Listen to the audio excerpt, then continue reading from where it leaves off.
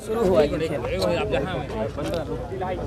देखिए, अभी अभी हम बोल रहे थे कि आज हमने भारतीय जनता पार्टी को छोड़कर झारखंड मुक्ति मोर्चा का सदस्यता ग्रहण किया है, या झारखंड मुक्ति मोर्चा परिवार में हम शामिल हो गए हैं।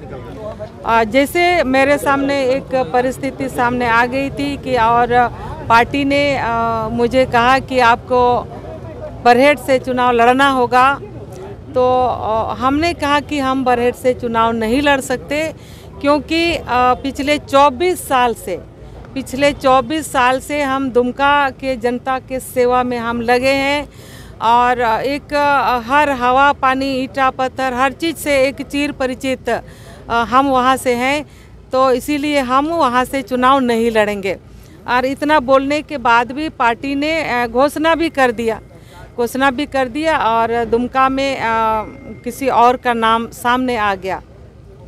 तो इसीलिए हम निर्णय ले लिए कि जब हम अब दुमका से हमें टिकट मिला भी नहीं, तो फिर पार्टी से दूर जाने में ही भला है। तो हम ये कह सकते हैं कि भारतीय जनता पार्टी बोलने के लिए तो बोलती है कि महिला को हम सम्मान देते हैं, लेकिन 24 साल से अनवरत पार्टी का हर छोटा बड़ा काम में साथ देने वाले और जनता का सेवा करने वाले महिला को आज इस कदर दरकिनार कर दिया।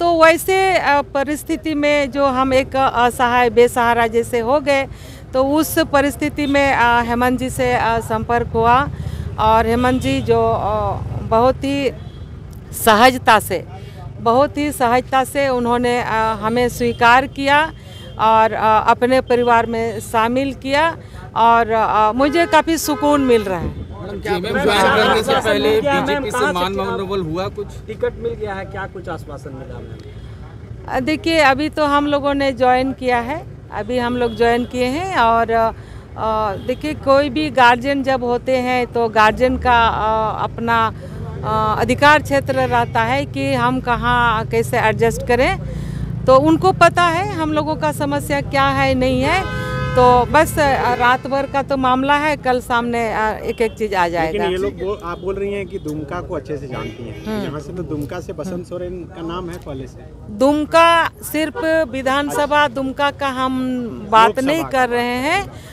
जब भी हम काम किए हैं, जब हम मंत्री भी थे, तो पूरा क्षेत्र को हम देखते थे, दुमका जिला, दुमका लोकसभा या आसपास दुमका जामताड़ा, एक तो एकदम सटा जिला था, तो एक एक चीज़ों का जानकारी है। दुमका, शिकारीपाड़ा, जामा, ये तो हमारा जिला है, तो सब समय हमारा घूमना फिरना, लोगों से मिलना जुलना होते रहता है। ठीक है।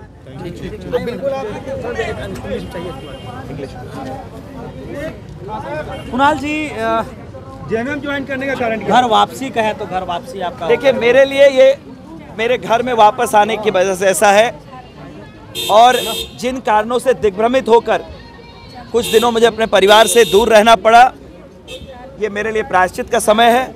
मैं अपने झारखंड मुक्ति मोर्चा के सभी सहयोगियों से भी मैं खेद व्यक्त करता हूं, अगर मेरे कारण उन्हें कभी लगा हो कि मैंने कुछ ऐसा व्यवहार किया जिससे उन्हें लगा हो, तो मैं उसके लिए भी खेद व्यक्त करता हूं। और आज परिवार में मेरी वापसी हुई है। मैं हेमंत सोरेन जी का, कल्पना सोरेन जी का धन्यवाद दूंगा कि उन्होंने मुझे परिवार में वापस शामिल किया, और झारखंड के विकास में जो लड़ाई वो लड़ने जा रहे हैं, उस लड़ाई में सहभागिता करने का उन्होंने मुझे सौभाग्य दिया। तो आपका सीट कंफर्म हो गया है कि क्या कुछ? भाई, मैं सीधी सी बात कह रहा हूँ, मैं लोकसभा की तैयारी कर रहा था जमशेदपुर की, विधानसभा के चुनाव भी होने वाले हैं, और आप जान रहे होंगे, मैंने पहले भी इस बात को दोहराया कि हेमंत सोरेन जी पार्टी के मुखिया हैं, उनको तय करना है कि वो किस व्यक्ति का यूटिलाइजेशन झारखंड की राजनीति में कैसे करना चाहते हैं। मैंने अपने आप को उनको सौंप दिया है, वो निर्णय लेंगे कि कुणाल सारंगी का यूटिलाइजेशन कहाँ हो सकता है। क्या उम्मीद है? किस बात की उम्मीद? मैंने तो कहा, मैंने सौंप दिया है, मैं काम करने के लिए आया हूँ। जब मैं विधायक नहीं था, तब मैंने विधायक होने के क्रम में जितने लोगों की सेवा की थी, उससे ज़्यादा लोगों की सेवा की है। इसलिए मेरे लिए राजनीति लोगों के लिए काम करने का माध्यम है। पावर आना, कॉन्स्टिट्यूशनल पोजीशन आना जाना, ये राजनीति का हिस्सा है। इससे मुझे बहुत ज़्यादा विचलित नहीं होता हूँ मैं। इस बार का चुनाव कैसे देख रहे हैं आप? क्लीन स्वीप होने जा रही है, क्लीन स्वीप होने जा रही है। फिर से हेमंत सोरेन जी इस राज्य के मुख्यमंत्री बनेंगे। कुणाल जी, एक आरोप लग रहा है भाजपा में, आप भी लगा सकते हैं कि परिवारवाद जो टिकट वगैरह बटा है उसको किस तरीके से, क्या उससे आहत हो क्या आप? नहीं, मैं तो 4 महीने पहले इस्तीफा दे चुका हूं। इनके कार्यशैली को देखकर मैंने स्पष्ट तरीके से प्रदेश अध्यक्ष महोदय को, प्रदेश के वरीय पदाधिकारियों को अपनी बातें बहुत स्पष्ट तौर पर रख दी थी कि मेरिट का कोई स्थान नहीं है भारतीय जनता पार्टी में। इनके मापदंड कौन से होते हैं टिकट देने के लिए, इनका बेहतर जवाब वही दे सकते हैं जिसके ऊपर केसेस हों, जिसके ऊपर मर्डर के चार्जेस हों, जिसके ऊपर भ्रष्टाचार के आरोप लगे हों। इनके वॉशिंग मशीन में आकर वो व्यक्ति क्लीन हो जाता है, उसे लोकसभा विधानसभा का टिकट दिया जाता है। और कोई अगर सच्चे दिल से लोगों की सेवा कर रहा है, मेहनत कर रहा है, तो उसे ये टिकट के लायक नहीं समझते हैं। ये लोकसभा के जो चुनाव हुए थे उस क्रम में जो टिकटों का चयन हुआ था, वो मेरी लर्निंग है उस फेज से, जो मैंने अपनी बातों को स्पष्ट रूप से मीडिया के सामने भी रखा था कई बार। आपने जब जेएमएम छोड़ के भाजपा ज्वाइन किया तो क्या वॉशिंग मशीन में धुलने गए थे? देखिए, मैं जब जेएमएम छोड़ के, मैं ये बात बहुत स्पष्ट रूप से आपके सामने कहना चाहता हूँ, मैंने एक नेशनल प्लेटफॉर्म को चुना था ताकि मैं लोगों का ज़्यादा काम कर सकूँ। आपके पास एक ज़्यादा मौके होते हैं, स्कोप ज़्यादा होता है। उसका उदाहरण भी मैं देना चाहता हूँ। कोविड के समय में जब गुजरात में लोग फंसे हुए थे तो भारतीय जनता पार्टी के गुजरात के साथियों को अनुरोध करके भी मैंने लोगों को मदद पहुंचाई थी। तो मेरा उद्देश्य ये था कि मैं राष्ट्रीय प्लेटफॉर्म का लोगों की सेवा करने में बेहतर काम कर सकूंगा।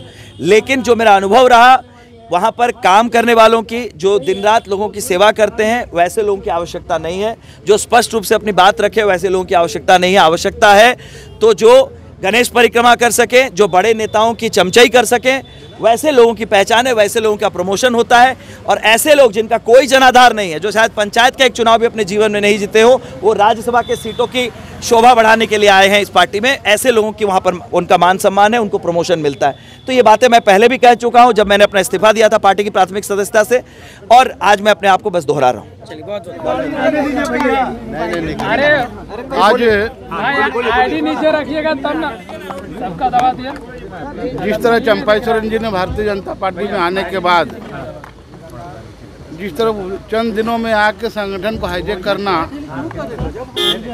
इसके कारण हमने पार्टी से त्याग देकर आज झारखंड मुक्ति मोर्चा का सदस्यता में ज्वाइन किया। और आगे पार्टी जो तय करेगा, पार्टी का जो आदेश होगा उस आदेश के अनुसार हम लोग आगे काम करेंगे। गणेश दा, बहुत लोग आए हैं सरायकेला से, कौन लड़ेगा चुनाव?